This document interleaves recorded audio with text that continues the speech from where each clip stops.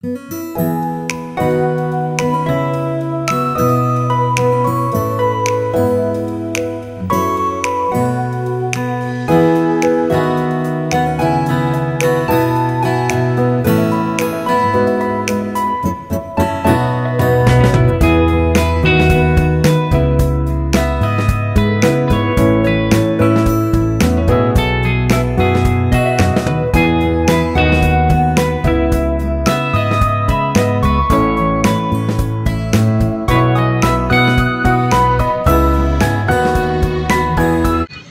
दिनेश अंबर्डे, सहाय्यक अभियंता, महानगरपालिका अमरावती। महानगरपालिका मार्फत नेहरू मैदान येथे कृत्रिम जलाशयाची व्यवस्था केलेली आहे।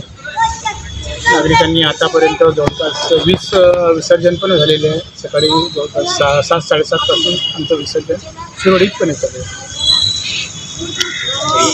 ये विसर्जन इसमें क्यों करना चाहिए? तो पण एकच हे आहे की विसर्जनमुळे आता अगोदरच्या काळी कसं विहिरीमध्ये किंवा अजून बऱ्याचशा ठिकाणी विसर्जन लोक करत होते, त्यामुळे विहिरींचा उपसा करणे, बाकी गोष्टी त्याच्यामुळे खूप प्रदूषण, त्यामुळे बराचसा आपला त्रास होत होता। त्यामुळे हा जो प्रकल्प आहे कृत्रिम जलाशय, त्यामुळे त्यापासून आपल्याला वाचवता येईल।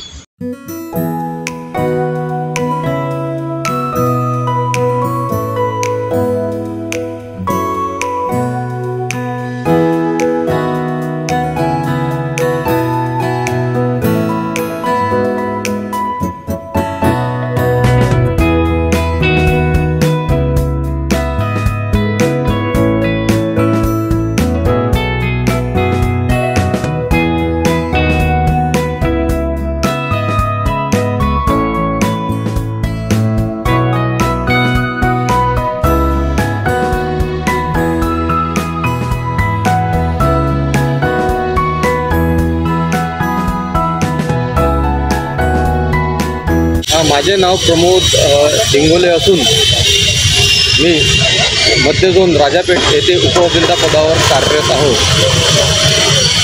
अमरावती महानगरपालिकेच्या माननीय आयुक्त महोदया यांच्या संकल्पनातून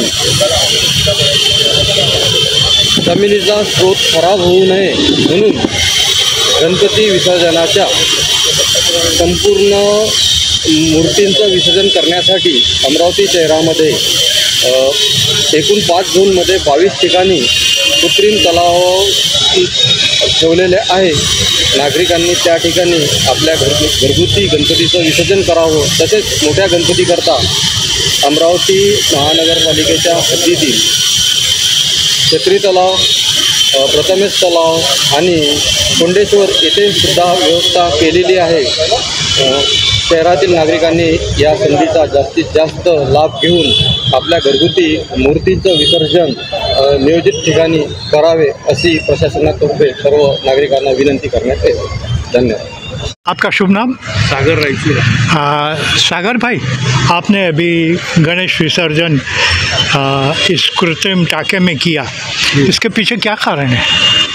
देखिए, कृत्रिम टाके में करने का कारण ऐसा है कि हमारे अमरावती महानगर पालिका द्वारा जो हमें जो सुविधाएँ दी जाती है, होता क्या है कि हमारे एरिया में बहुत आसपास में कुएँ होते हैं, लेकिन हम उस कुएँ में विसर्जित जब मूर्ति करते हैं तो ये पीओपी मट्टी के सब मिक्स होते हैं, लेकिन वो कुएँ का पानी जो लोग होते हैं वो भी पीते हैं, कुएँ का पानी जिसको हम बोलते हैं। तो ये जो सुविधा हमें महानगर पालिका ने करके दी है, उसका हमें सभी अमरावती वासियों ने मुझे लगता है लाभ उठाना चाहिए, जिससे कि हमारे पर्यावरण को कोई नुकसान ना हो। मैं बेटा आपके अच्छा, रामोद जी, अभी आपने कृत्रिम तालाब में गणेश विसर्जन किया, इसके पीछे क्या कारण है? कृत्रिम तालाब में गणेश जी का विसर्जन करना चाहिए। कारण?